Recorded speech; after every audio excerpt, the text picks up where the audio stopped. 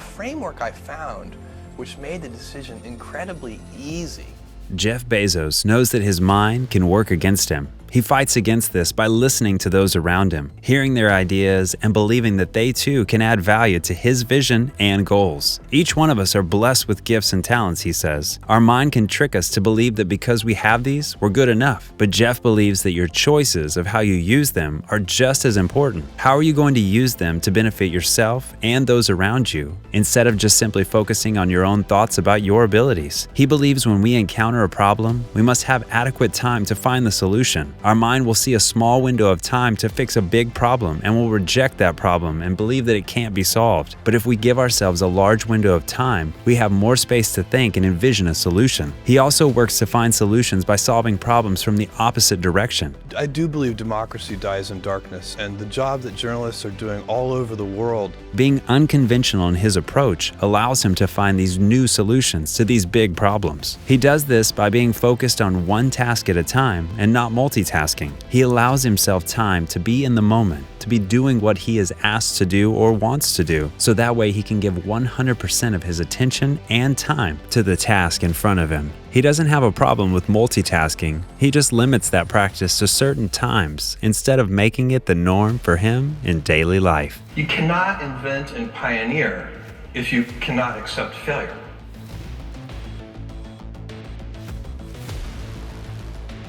We all have adversity in our lives. I doubt if you really, if you know somebody, any friend or anybody that you talk to, there's no lack of adversity. And by the way, that's good, because it's what teaches us how to get back up. You fall down, you get back up. It always happens. And you get certain gifts in life and you want to take advantage of those. But I guess my advice on adversity and success would be to be proud not of your gifts, but of your hard work and your choices. So, you may be, the kinds of gifts you get, like, you might be really good at math. Practicing that math and taking it to the next step, that could be very challenging and hard. Take a lot of sweat. That's a choice. You can't really be proud of your gifts because they were given to you. You can be grateful for them and thankful for them. But your choices, you choose to work hard. You choose to do hard things. Those are choices that you can be proud of. There was no very, very clever person, because there was no special chemistry involved, extraordinary observation of a problem and a solution.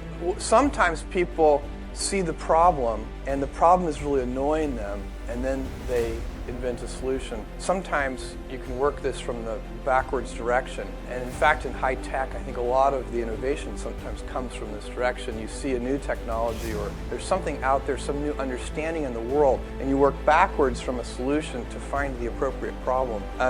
Carbon dating is a little bit like this. So they'd always wanted this solution to be able to date things, but until they really understood radioactive decay, that wasn't possible to come up with that solution. So some new understanding, some new concept enters the world, and that there are a lot of things like that in high tech. Another critical ingredient for anybody who would be innovative is persistence. And there are many examples of people being persistent in the world. Look, I want you to solve world hunger, and I want you to do it in 5 years. You would properly reject the opportunity.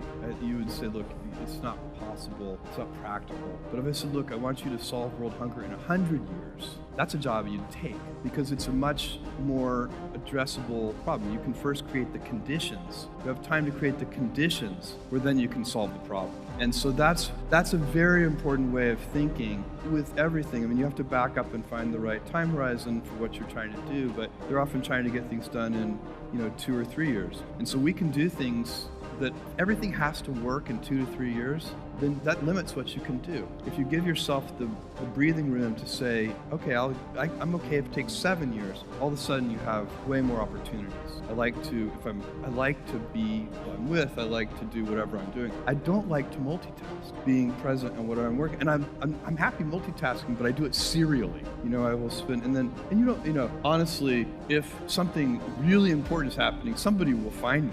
We were packing on our hands and knees on a hard concrete floor, and And I remember, just to show you how stupid I can be, my only defense is that it was late. But we were packing these things, everybody in the company, and I had this brainstorm. And as I said to the person next to me, this packing is killing me. My back hurts. This is killing my knees, this hard cement floor. And the person said, yeah, I know what you mean. And I said, you know what we need? This is my brilliant insight. We need knee pads. And I thought that was the smartest idea. That early stage, by the way, of Amazon.com, where we were so unprepared, is probably one of the luckiest things that ever happened to us, because it formed a culture, customer service in every department of the company, every single person in the company, because we had to work with our hands so close to the customers, making sure those orders went out, really set up a culture that served us well. And that is our goal, to be Earth's most customer-centric company. And I think this says 0 now, which I'm suspecting means it's time to turn it over to questions, so